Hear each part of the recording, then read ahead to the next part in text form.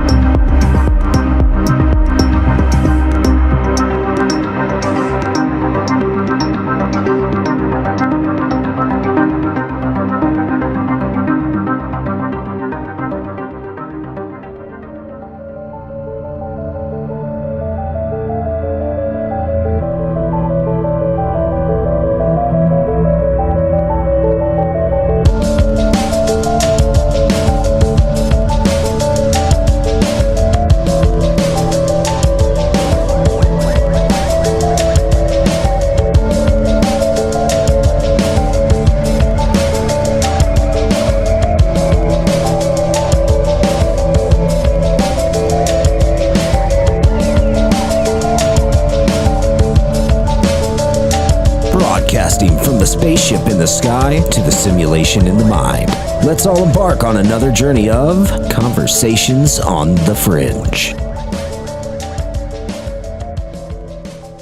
All right. Good morning, good evening, good afternoon, wherever you are in the world. My name is Josh. That is David DuByne. This is Red Pill Project's Conversations on the Fringe with you tonight, and we're going to be having, I'm telling you, we're going to have an amazing conversation tonight. We're going to be talking about galactic cycles, mini ice ages, political and weather changes, all of this stuff that's happening in the world right now.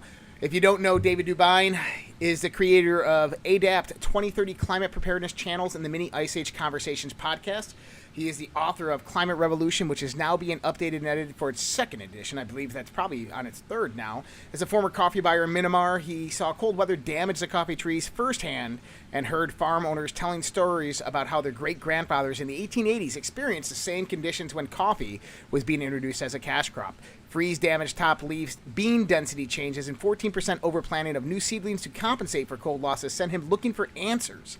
And he found cycles through history that affect food production. He believes in understanding our sun-driven climate is crucial as we progress deeper into the new Eddy Grand Solar Minimum. David, how are you doing tonight? Welcome to Conversations on the Fringe.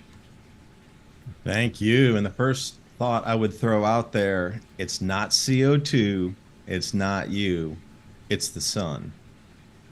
And you know what? Everybody in my audience would 100% agree with you. We've talked about how the sun dictates weather patterns, climate patterns, long-term climate patterns on this planet. We saw this in a 2004 article by NASA when they were talking about the climatic changes on Mars and Jupiter that were coinciding with various different solar maximum and minimum patterns. And so why isn't that not affecting us here on Earth, right? Yeah, we're much more close to the magnetic field of the sun. And also, if you want to step back to 2020, Neptune's atmosphere reversed itself. Like there was a dark storm up there and it ripped in half and it reversed and started going in the opposite direction. Uranus had visible X-ray flares coming off the planet, jumping out to the rings and then off to space with your visible eyes like we would see an X-flare coming off the sun. So these changes are real. Oh, and Mars also, it had to have been somewhere around June, July of 2021. The minerals in the crust of Mars started emitting auroras because Mars doesn't have a magnetic field like the Earth does, so there's no north-south pole orientation. But the minerals in the crust started to glow with aurora colors as well. So you start to see this as much more intense than anything on just a regular 11-year solar maximum, solar minimum cycle. We're going 400-year cycle, 2,000-year cycle at the minimum on this. Yeah, and there's another correlation there as well, is that when we go into the solar minimum, we also have an increase in cosmic ray bombardment from the outer solar system, which also has a dire effect on our climatic patterns, in which we typically see less extreme weather. But when we go to those solar maximums, this is when we start to see the weather pick up and have more extreme weather. Yeah, the sun's responsible for so many things. Now, you think about cosmic rays being cloud builders as well. They're precursors, and when they come ripping through the atmosphere, they ping off of everything, and then that will eventually turn into a cloud droplet that will rain out. So you find if you look through the minimums and maximums, and if you go back further in time to the centennial minimum, which is the 100-year lows, and then you start to look at these 11-year average solar maximum, solar minimum cycles. And then if you look out at the 100-year flow on that, you'll start to see that there's definitely changes in rainfall pattern and drought based on the 100-year cycles. But then you come into the 400-year cycle and you say, well, civilization changes on the intensity of a 400-year. And we're at it again right here, right now. And I wholeheartedly agree with you. A lot of people have said that we're coming out of a mini ice age that happened in the lower Dryas period 10,500 years ago or so. I'm curious. Now, I want to know how you kind of evolved into all this. Obviously, hopefully we didn't freeze up there. Hold on a second here. OBS just shit out. 1 second. You look live to me. Well, OBS. Oh, there it is. All right, we are back. All right. And so hopefully that's the only glitch that we have. My computer updated the Windows 11 without my permission. No, terrible. I know. Horrible. So OBS has been having problems, but that's all right. We are back now. And I'm curious, is how did this evolution of discovery go for you? And what were the main points that you saw that really drove your interest? Well, take a step back. When I was working in China, I was with an algae biodiesel company, and it was an American company, all American owned, and we started to produce some oil using certain strains of algae and encapsulated bags on fish farm water surfaces. That way you weren't actually needing land space. And as soon as we started to prove concept and produce oil out of that, China said, get out. Thanks for the idea. Nice to come. You're an American company. You can't produce oil in China. And you can read all about that in Algae Industry magazine, which I did a full feature article on business in China on the algae oil side of things. But that's when, prices were getting excruciatingly high, $130 a barrel, $140 a barrel. And it was viable at that point, but anything under 100, you're not looking at algae biodiesel. It's way too expensive at that point. So, a plant's a plant, if you will. And, Myanmar was really trying to get out farm gate improvements of livelihood for farmers. They're out there just basically doing rice. So they were looking for higher value products for farmers to engage in. And raceway pond algae was one of them. So I was invited down there. The coffee was the next step right on after that. But the thing that set me on my quest was the whole reason I was into the algae biodiesel thing was I believed in CO2 in the beginning of it. I'd seen all the Al Gore movies. I ate it hook, line, and sinker until I got to Myanmar and they started talking about the cold damage on the crops that their great-great-grandfathers had endured and had to deal with that in terms of losses and the overplantings and the different density of the beans. And when they roasted, the profiles were way different. So I just as a business guy, I'm just going out 5 years. Like, can we increase our supply and how can we run this through Asia? And, can we continually get supply going out 5 years? That's where it brought me to. It was a simple business equation. Can we expand the business? Yes or no? Based on what's happening down there and this cycles of cold starting to damage the plants in Myanmar. You got to realize that's Burma, way down near the equator. Part of you just getting above 0 degrees, started getting 9 degrees north latitude. That's southern Myanmar right there. Then you get up into the what you consider extreme tropical belts of 12 degrees north latitude. Like that's below Cuba going. And I'm thinking, wait, how is it getting cold down here? This makes zero sense to me. I was just baffled. So then I started looking online for research, and I ran into John Casey, former NASA space shuttle investigator after the accident. He was the lead on that 30-year distinguished career in NASA. But when he started talking about the cycles, his career was ruined. They vilified that man and just dragged him through the coals. And I'm so sad to see that somebody trying to bring the truth out, that cycles are starting to drive what we're going to see politically and civil unrest, et cetera, through history, these chapters that keep reemerging. And you just wonder, why is it that whatever chapter of history we're always at the apex of science and art and agriculture and trade, and we're always at the apex before the collapse. So what was the cause for the collapse every single 100% of the time in history? Well, the sun changes its output state, the magnetic field of the planet changes, the jet streams and cloud cells move to different places during this time, so the planting and harvesting dates are thrown out of kilter. Then we get into the food shortages, and then you just see it run every single time. And once I understood this information, I sit here, I started this back in 2013, so how far are we into it? 9 years now?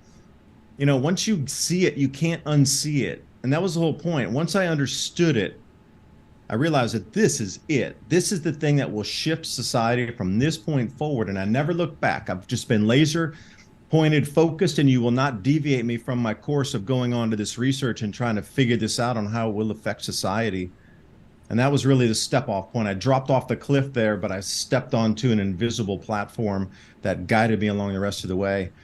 And then I started to see the lies that had been pushed across society, and anybody who deviated from the established norms was also the same thing I've been experiencing that John did too.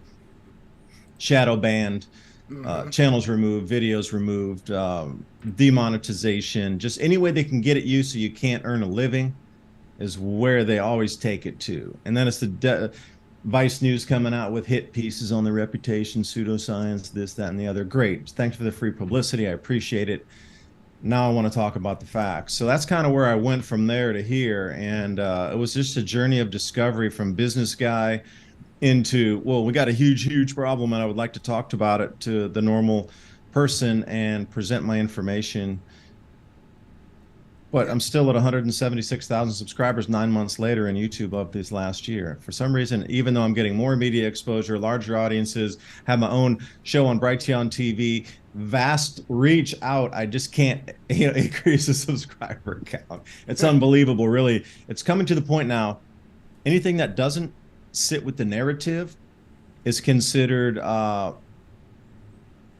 put your own label on it, but they don't want the information to spread, because the information, once you understand it on how to protect your families and your communities and get ready for this, they do not want you ready. These globalists do not want you ready. I assure you they do not. They want you to be part of the collateral damage, the starving, so they can roll out the central bank digital currency and your digital rationing card all in one fell swoop, but you won't do it until you're hungry. Then you'll do anything. Now, I actually, you made me, and it's a fascinating story about how this all happened to you, and I agree with the censorship. I was completely deleted. I had over 100,000 subscribers on my first YouTube channel, demonetized overnight on Facebook, Anchor FM, YouTube, Patreon. They wiped me out everywhere. I had to start all over again, and that's kind of where I started the Red Pill Project and did all this, and I only do this show specifically. This show right here is the only show I do on YouTube, and I do 3 other shows. But looking at all this, it reminds me of Dr. Yuval Noah Harari from the World Economic Forum, and a certain thing that he said about 3 months ago at one of their meetings, and he was talking about how humanity is not going to agree with what we do, we being the elites, and that we are in the process of building our technological ark to save us for something that potentially could happen, of which most of humanity won't survive. And you have to wonder, do they know what's happening? I believe they do, but do they know what's coming, and are they protecting themselves for what's coming and setting up a system that can be implemented directly after this all happens to where they have slave labor to rebuild their society once again. Absolutely, yes. You hit it on the head there. That's exactly what's happening. And the whole point of it is to keep people off the self-sufficiency. Like, you have to think about my grandparents coming out of the Great Depression, knew how to pretty much repair anything, build anything, grow anything, because they had to out of necessity. But, we got on these supply chains over the last 50, 70 years, and we got really lazy. Centralized systems are starting to break down. And because of that, we're very vulnerable. Almost nobody has these skills that our grandparents had. So if it does come down to the time where complex systems are even further shredded, okay, good, now go do it yourself. Well, most people don't have the skill. That's why you need to buy books that are going to be paper in front of your fingers. So if the internet goes down, you still have books on, medicine and building and canning and drying meats and storage and anything you could possibly think of, 101 projects on a homestead. So you can build your chicken coops and get whatever you need, build your barn. Understand the processes of what is the base of society. We need homes, we need food, we need fresh water, and how to filter that water. So, it's going to roll us back. I really believe we're going to head something back into more of an 1860s lifestyle as we get through this reset here. And when I say reset, I really want to be clear about it. What the World Economic Forum has planned for a quote unquote reset is very different than what nature is about to throw at us. So I do believe they understand what nature is now in the process of unveiling across the planet for the next 3 years. Mm-hmm. And they're trying to ride on top of this natural cycle to achieve a more magnified output of food shortages, to get everybody identified, get the digital IDs, get on the digital rationing cards, get your universal basic income, go back digital currency, because it will be the only show left in town. Unless you're in a community that barters. Right, and that's actually Sundays we have a private Zoom on our private platform, and what we do is we actually go over prepping, canning, preparedness, these types of things. Is something that we just started doing recently. Now, it's incredibly important to do those things, community organization, obviously. So explain to me what's causing this. How does all of this cycle operate? How long are these cycles? Do we have historical evidence of these cycles? Well, you started right there, Younger Dryas. Yeah. And notice how when you get into the climate debate, they never go further back to the Younger Dryas impact era, because you could see temperatures rising 30 degrees Fahrenheit and dropping that quickly too. Yet we're fed that it's the all-time fastest rise ever. Just go back 12,000 years. Oh no, it changed so drastically that I think after the Younger Dryas, it's around this number. There are about 10 million people left on the planet. 10 million. So we've gone from 10 million through other cataclysms during this last 12,500 years to bring us back up to a population of 8 billion. And I know for sure the Lake Toba eruption 70,000 years ago in Indonesia was another genetic bottleneck that knocked humanity down to, sub 10 million people.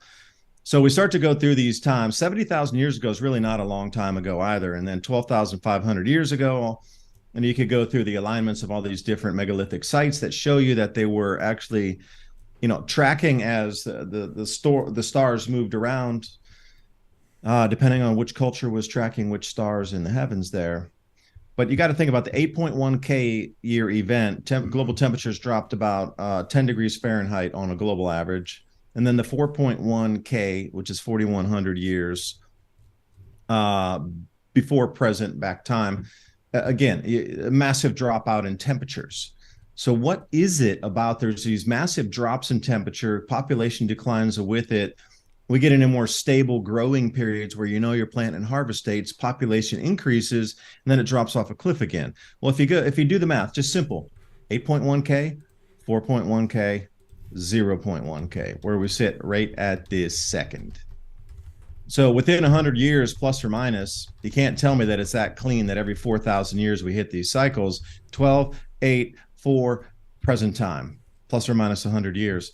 So, even on this 4,000 year cycle that we're in the ballpark. Mm-hmm. But then you start to think about how many cycles are overlaying on tops of cycles on tops of cycles.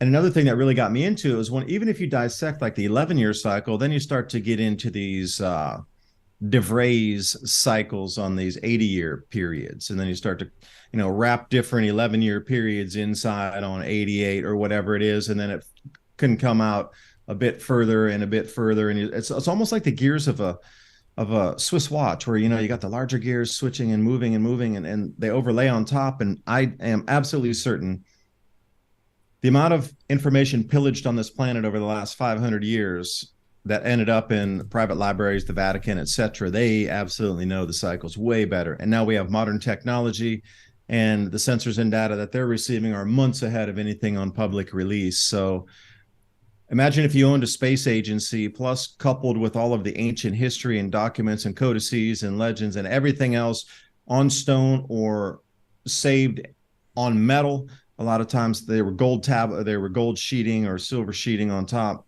retranscribed again and again. The history's out there. We're just not privy to it. But something is absolutely at this juncture, and you're not being told about it. Yep. Now, why not? I find this interesting because what you're saying correlates a lot with what I've been researching for a very long time. 2010, I started noticing correlations between coronal mass ejections and earthquakes. Typically, we would have some type of earthquake on this planet a few days or a few weeks before a coronal mass ejection would actually hit the planet. And I started to wonder. I said, well, what is actually happening there? And so I started to look at the Earth as, instead of this liquid magma core and so forth, as a hydraulic system.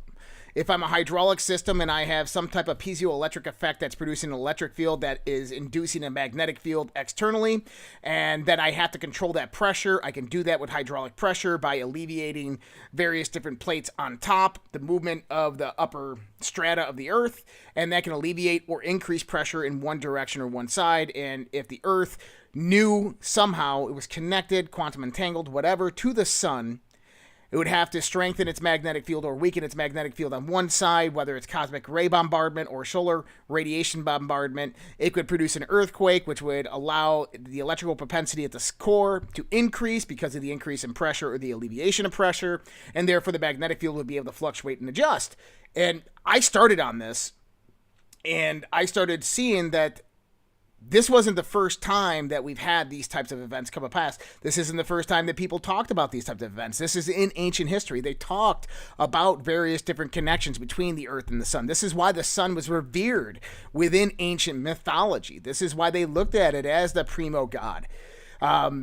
So I started noticing this as well as through the great cycles, the great calendar, is that we were on a transit through the galaxy. We go through various different densities of cosmic radiation, of particles, of gases through their transit through the galactic center all the way up to the top and bottom. We can look at it as 4 seasons.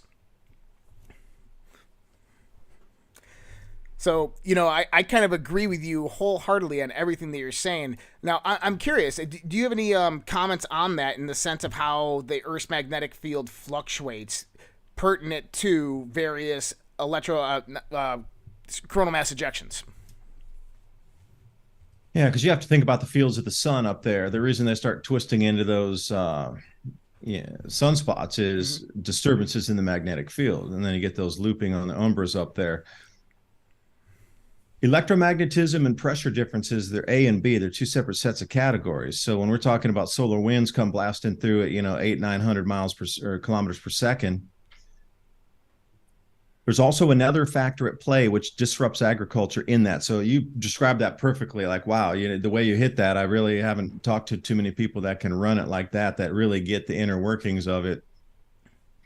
But you have to realize on the electromagnetism side too, you're going to have an outbound current flow that if the Earth, for simplified, think of it as a capacitor, if there's an overcharge on that, it regulates itself. So there's going to be an overcharge outbound current flow, and you can identify those where the halo elves are above and the ionosphere at about 100 miles up. But if you trace it further down, you're going to come into the blue jets and the red sprites.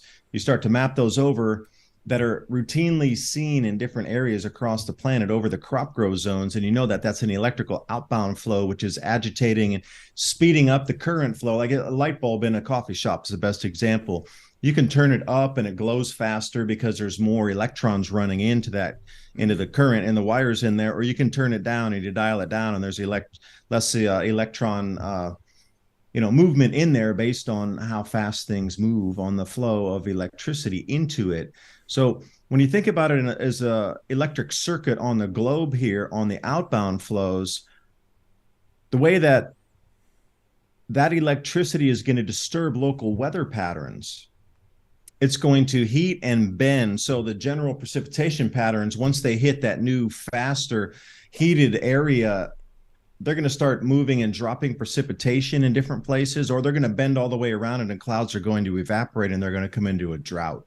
So that's what I've been doing on the GIS mapping software is I'm trying to map out where I'm seeing these elves at the upper band, at the ionosphere at that upper range about 100 miles up, and then following it further down into the lower layers of the atmosphere where the sprites and the blue jets occur, and then finding those ground points and matching up agriculture zones and which crops are grown in there, and doing an addition subtraction on a global total. For example, barley, oats, they're going to have a way different outcome. If you reduce 20% of global oat production like there was in the Volga region last year, that would be the reason oats spiked to record highs. Because corn, soybeans, and wheat, that's grown globally, and there's just so much of that crop out there that if you take one region offline, it's really not going to affect the global price. It is, but it's not going to send it to the stratosphere because you lost 20% of the oats and the barley. So if you start to map out exactly what you're talking about, but now follow the current outflows and the disturbances over the ag zones, then you start to get into why this all really makes sense, why they followed the sun, why they worship the sun, because they knew, literally the ancients understood that the cloud cells and jet streams are either locked in place because of magnetics, or they're allowed to flow free because the magnetic field has waned and weakened so much. Like, nobody gives the ancients credit for understanding any of this. The basic, what we understand now, what we're talking about tonight is just, that would blow most professors off the wall. And they would sit there and go like, oh, I need to look that up. I'll get back to you with an answer, kind of thing. But now take it into the agricultural zones that can be identified and mapped out with the losses of what we're both talking about tonight. Then you can do the mathematics on it, and precisely where the crops will be lost and which countries will experience the food shortages first and the civil unrest first. So if you're, excuse me, Josh, let me ramble for a second here. Yeah. But if you're an investor in an emerging market and you know that currency is going to devalue 50% based on the civil unrest because of the crop losses, that kind of information is a little bit valuable for people, and that's all I'll say there. I was going to ask, do you trade? Do you trade futures of commodities? Because this seems like I don't legally because I can't, because of the information that I put out with other groups of people. So I don't, but they do. I wouldn't doubt it, because that's exactly. Legally, I'm going to say I do not trade based on the information I put out on the crop loss areas, on the magnetism and the outbound current flows of our planet. I do not trade that. Man, it's fascinating. Others too, do, though, because we live in such a dynamic system, but it's replicate. And this is the interesting thing, is if you go down to the atom, if you go to the molecule, you go to the cell, you go to the planet, you go to the solar system, to the galaxy, it's a replicate system. And if we just paid attention, if we just observed nature for once in our friggin' lives and didn't allow money to control academia, we would begin to unlock the secrets that our ancestors once knew. Yeah, but unlocking those secrets means free power. Never-ending, limitless, on-demand power wherever you set up a unit that can use magnets to spin against each other. Now, again, the whole thing on metering every aspect of your life would go out the window, and there would be literally no control on the planet of these same globalist elitists, because they need to have a monitored system and a metered system for every breath you take, every cup of water you drink, every morsel of food that you buy, the rent over your head, everything. But imagine if that was scraped away and limitless power was at your fingertips in your home of something half the size of your washing machine. Explain to me. I want to know this. Field. I want to jump into this because I was a in the 1990s, I was fascinated with Nikola Tesla, read everything I could possibly get There on you Nikola go. Tesla. I went into the military 10 years. I worked on advanced electronic gun missile fire control systems, combat directory systems, got an education in basically electrical engineering. And I'm still fascinated by this topic, especially free energy, or really, it's not really the right word for it, but energy from the vacuum, quantum fluctuation, whatever we want to call it. I'm fascinated by this. Explain, please. Well, I understood the same mechanics you did, so I ended up going up to Zagreb over in Croatia, and we went up into Nikola Tesla's laboratory over there.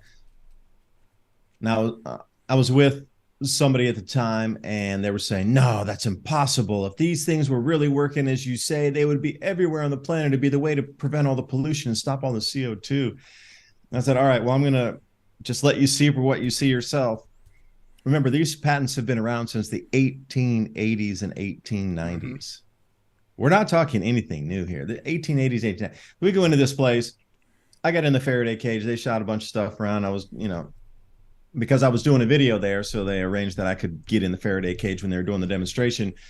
But as we walked through, there were no less than 16 working models of magnetic motors. Now, some of them were really simplistic on it was just two discs that moved around, and other ones were just two magnetic fields on magnets that were going around on sticks and things. But they did have a couple models there that were spinning pretty fast, definitely on the RPMs around 1200 RPMs, and they were really loud inside too.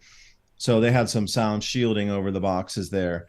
But there were definitely an enormous amount of working models. And after we came out of there, it was just like the aha realization moment of they've hidden this technology. Because it's really super simple. Like you as a kid in a classroom, you put two magnets on a desk and you push one toward the other one and it kind of moves away. Now replicate that with incredibly, it could be an electromagnet or it could be a neodymium magnet, and get the. And I look back, and this is another thing you and I are we're gonna definitely resonate on this one here. A lot of the sacred geometry and the numerology that's within the mystic schools will show you the angles that you would need to orient those magnets. So when you start to run through all these sacred numbers, when you get up into the 36s, the 72s, the 108s, this type of thing, that's on what you might need to put at 37.5 degrees on a tilt to get the magnet to break the bond to move to the next one. But when we come into some of these numbers, that are routinely through history and everything carved in temples on 3, 6s, and 9s, and you go through not only the 36 degree, or you could either tilt your magnets at 36 degrees or 37.5 degrees off to get that magnetic the bond to break, and you might need to add maybe like 1% of your output back in to continue to get that to spin, but you can do that with boards that we have today. But the same thing that I found with talking about the sun, when the sun's stepping down in its electromagnetic resonance state, once it gets below 36%, then things start to go haywire, which is exactly what we're seeing today. Like the magnetic field doesn't have to go to zero in the sun before we start to see extreme outcomes and output on the earth in terms of our terrestrial weather systems and atmospheric disturbances.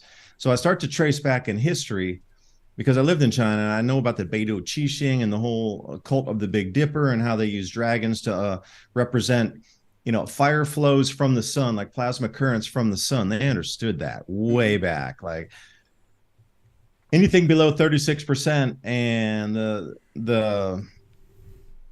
I guess the pinch would start to alleviate itself. If you go up to David LaPointe's work and take a look at some of his work, he talks about the Z pinch and different pressures that are involved in that. And once it goes below 36%, all bets are off.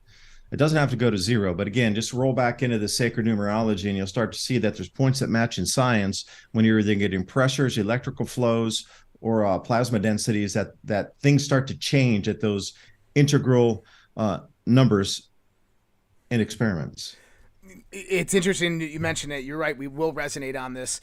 The sun. I mean, The sun is 108 Earth wide. If you took the sun 108 There you times, go. it's the exact distance to the Earth. There's 108 moons in between the moon and the Earth.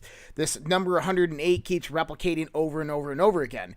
In the Plato mystery schools, where a lot of sacred geometry actually came about from, they revered all of the various different geometric structures except for one that was hidden and secret, and you couldn't even mention its name within the mystery schools, and this was the dodecahedron, which is basically a pentagon on each side. Now, the angles between each angle of the pentagon is 108.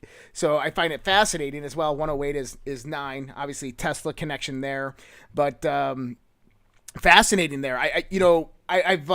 I used to work with a company, just consulted for a little while, and they're no longer around. I think the guy was I'm not going to mention his name here. He was a Mormon and came out and confessed to saying he wanted to do some bad things to some people, and the whole organization went to crap. You probably know who I'm talking about. But anyways, I was sent to review a whole bunch of different free energy experiments, and we review them online and through Zoom and stuff like that.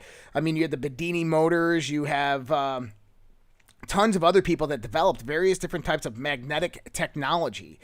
And in conceptualization, it makes a lot of sense that why are we not developing more technologies based upon this? Why are we reverting towards, silicon panels that pull in solar radiation, or wind turbines that are so 1800? Why are we putting ourselves through this in this so-called green revolution when we should be investing these billions of dollars into exotic energy technologies that we know are there and work, and that there's thousands upon thousands of classified patents through the patent office in the United States of America alone for these various types of things. I talked to so I was in the military, and we get big tech pubs in the military.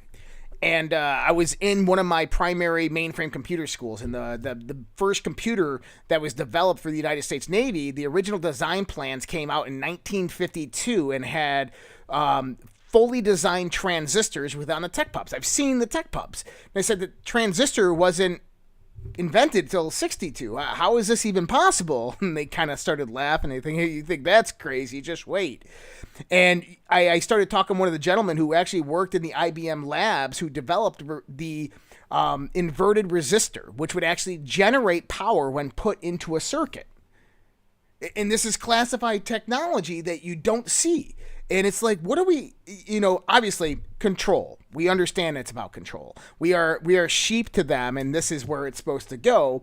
But for us, setting up parallel systems, parallel economies, we need to be doing more research into this. We need to be rebuilding these sacred designs and bringing them forth for our power systems. Yeah, I agree, but it's just too disruptive on a mass scale. Schallberger principles, also with gravitational vortex power and some, smaller gravitational or, GVP units that you could put in a stream flow of, say, 1 cubic meter per second flow. These types of things will be used for anybody who's trying to get off the grid that can actually implement a system that has continuous water flow. The Preparedness magnetic motor is the one I'm most familiar with. Designed out there quite a few places. Preparedness. And there are different inventors, and you can go through an enormous amount of different designs and see which one might fit your needs or your electrical expertise, or those in your field that know. Yep. Now, there we go. If you use it just yourself and your community only, and you do not try to bring this to mass production, right, or put your designs out to the planet to get everybody else to try to follow you, generally you'll be left alone. But the minute you try to put it and commercialize it, like the boys over in Korea did, we haven't heard from them in some time. And it just does seem to be like this. You can go through chapter after chapter of history and just go back in time, and Josh, you're more well-versed than myself, of people who thought they were making deals that that was their last day because they were trying to bring out something so disruptive into society. So use those as words of possibility, but also caution. What's your thoughts on HHO generators? Sorry, again? basically hydrogen generators. People out there developing the HHO cells. Hmm. Yeah, I know one guy who's working on hydrogen on demand Mm-hmm. technologies and oscillating generators, etc. They're in the phases working with the Canadian government now to bring it out into sort of mass production. But again, they've been stalled. Even though these contracts have been written and for the last 2 years, they haven't really moved forward with it. It's out there. Yeah, they got the, hydrogen on demand motorbikes and the proof of concept and, trucks running, but they just can't get it out into mass production. It's sure car companies agree. Yeah, we'll do this. Yeah, we'll do that. But it's bought and it's thrown on a shelf. Oh, sorry, it's a little bit delayed. We couldn't get this extra part. Oh, we're waiting for the chipsets. Sorry, the chipsets aren't there. Da da da da da. And yeah, hydrogen on demand is a huge possibility there. And again, you're going to pull that power right back into it. And if you put regenerative braking on it, then you got this complete complex system that just regenerates everything as you move down. And hydrogen on demand is the way it's going to be going versus storage in cells. So, there's quite a few different techs out there, but why are regardless of what we talk about, why has none of it moved forward since the 1880s should be the question. Well, it goes back to the financiers, the banks, the money controllers, those who have the power and control over corporations, over interest, over patent offices, over politicians, over governments, and over military. That they lose their control when we become self-sufficient. Yeah, and think about that. At this level we're talking about right now, this is just your daily life and energy usage and things that are on a meter so you can continue to live and not starve to death. Now bring it back into where, I come into this cosmic stuff and Josh does too, but these last 3 events that are about to unfold in 3 successive years are the last level of in a distraction that need to be so buried that the man-made events need to eclipse that by orders of magnitude so at one day you won't come to the realization that you've been lied to. They knew this information decades, plural, ago, that you could have been warned to get ready for these events because the animosity and the anger coming out of the average citizen will topple the entire global financial system, the political systems, and anything of old money, banking, they'll all be hanging by light posts. Once you realize that you were not warned 20 years ago to about these events that are happening and in play right now, the crop losses, magnetic field changes, UVB radiation increases that we could have protected ourselves against. The average person would be so angry. I mean, beyond angry, they would be just full, I can't even describe the emotion. I'm sure there's a word out there for it, but that angst and anger toward would tear down walls of Jericho. And to get to the people behind that, this is what's not being told to you, because once you realize that we could have gone onto a different system and been more self-sufficient and gotten off centralized systems to ride this event out. So that's the kryptonite of it all. Yeah. The way to get through this event is we had to become self-sufficient. We all had to have our organized communities, all bartering with each other outside of monetary means. We all had to be able to grow our own food, repair our own things, have our own animals, because that's what's going to survive is those pockets of people who have done that. So when the system completely breaks down, either to conduit cable snapping, bridges decoupling off banks, railroad derailments, and I'm not talking about the artificial kind that we're seeing right now, but all of these things are inbound with exactly what you spoke about. As the sun steps down, our Earth tries to equalize, but it does it in a couple of ways. It can send outbound current flow with actual measurable changes on the electric circuit going, where you see it visibly with the plasma on the red, the red sprites, the blue jets, and at the halos at the top boundaries, or it can discharge it through Paleozoic earthquakes and volcanic eruptions. Where we sit now, we should have been warned about this decades ago, but once you realize what is coming and starting now, that we had decades to prepare and you weren't warned, you're going to tear the house down to get at those people. And that's what they need to distract away from, is your awareness of these natural phenomenon and these natural cycles onsetting, amplifying, and completely restructuring civilization and society as we know it. Like as we go through these next 3 years, on the backside of that, you will not even recognize in one shard of what was our prior society and civilization. That's where we're heading in these next 3 years, and that's what they're disguising and trying to hide from everybody. Well, and I want to get into that part right there specifically, but first I want to ask you a question. Looking, if I always try to put my mind in the mind of the enemy, I try to see things from their perspective, and it's from our perspective we look at them as evil. From their perspective, they probably look at themselves as saviors. But if you saw something like this coming and you withheld this information, kind of similar, we were talking before this, in 2012, there was a series of coronal mass ejections that were coming towards Earth that they thought were an imminent hit, and they were civilization-ending CMEs. They ended up not hitting, but they classified these CMEs and never told anybody about it until 10 years later. So if they kept this information from us, and this did happen, do you think one of the reasons, and we're on YouTube, for the Fauci ouchie, the jabbity jab jab, was to call humanity so that there wouldn't be that many left?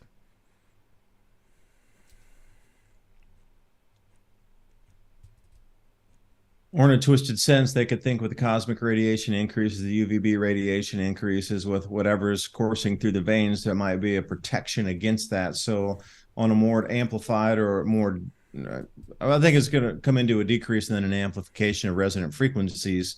Whoever exists within that state, if you have those metals coursing through your body and they're replicating and building structures, then in a faster frequency field, would they bring more people through? Or would they be those new slaves you're talking about under complete control? Whoever survives the upgrade. Interesting. Well, one part of my research, I go back to a 2014 scientific study from Columbia University by a guy by the name of Dr. Martin Blank. And what he was studying was the harmful effects of various different types of cell phone and radiation on DNA. One of the things that he discovered is that DNA is an electromagnetic transducer, meaning that it sends and receives signals, as well as an electromagnetic fractal antenna, which keeps itself symmetry no matter how much you break it down. Investigating this further around that same time, you find out that there's various different articles talking about the influence of DNA on this the cosmic microwave background radiation. For anybody out there who doesn't know what that is, it's what they call the afterglow, the Big Bang, as if the Big Bang actually happened. I don't believe that, but it's a microwave frequency that is spread and distributed through the entire galaxy. When it hits our planet, it can range anywhere between 3 to 300 gigahertz. It tops out and peaks on the surface level of the planet between 28 to 34 gigahertz, which just happens to be the same frequency of the tuning of your DNA, as well as the first channels of 5G radiation. So my curiosity is that this is obviously a cosmic radiation that is coming in, but it has to be dictated some way, shape, or fashion by the solar radiation. And we know that the solar radiation bombardment of our planet has various fluctuations in the sense of the current traveling through the ionosphere, which basically produces the 7.85 to 14 hertz signal that generates on our planet, which puts us in the alpha brainwave state. Now, I find that interesting as well, because that Schumann resonance, every species on this planet exists within their optimized brain state, their alpha brain state, between that 7.85 to 14 hertz, except for one species, us. We're always in a dissonant state of that resonance. And, I attribute that to all the ambient radiation that's around us, from Wi-Fi to microwaves to 4G, 5G, to radar systems, etc. And you have to think about the Schumann resonance has really been blasting somewhere around sometimes 30 to 40 now. So that's so far outside the ranges there. And I'm wondering what kind of, peaks we feel. Because a friend of mine, Craig Simpson, up at Radiant Creators, we were trying to develop an app. This is just for our own personal use, to try to map out our days energetically on the cycle of the moon, whether it was a full moon, a new moon, the KP index, which is showing, how much energetics is reaching the planetary bow shock here. And then what what the Schumann resonance was doing. Mm-hmm. So those variables and factors on the moon, the KP index, and the Schumann resonance. So there's ultimate, combination of those like a Rubik's cube. But if you could start to map it down, and you knew that there was a KP6, and the moon was new and Schumann was at the regular state, then you'd have this sort of day, and you could map that out energetically. So however you wanted to manifest your day and move through energetic and use the energetics that are given to us each day, so you would know how you would feel and what your energetic levels would be, so you could pull yourself out. Because if it was going to be one of those lazy days based on all three of those factors, you could know why you were feeling lazy, and then use your mind to get into a different state and trigger yourself to a different state of, all right, I understand why I'm lazy. It's natural forces. Now let's just overcome that with our mind, and we need to blast forward laser style and move through that. No breaks. So we were trying to use this for our own benefit in terms of getting more done during our days, mapping out the energetic frequencies that were either a limitation, or on those days where you already had the most productive day you've ever had in your entire life, that you knew that was coming tomorrow or was inbound this morning, that you knew that you could just focus on, bam, you're just up to the stratosphere and past it. These are real frequencies that affect us on the daily. So what you just described is what our ancestors would have called astrology or tarot. And the reason I say that is because what they did is they either anthropomorphized things, they would bring it down into allegory, mythology, these types of figures. And we have various different archetypes of the human mind, various different kind of things that manifest due to the energy configuration of the gravitational and the various different electromagnetic forces around us. And we've attributed that in the sense of how astrology is played out. Tarot is kind of like an inner astrology of how the inner system of your body reacts to the outer system. This is one of the foundations of alchemy.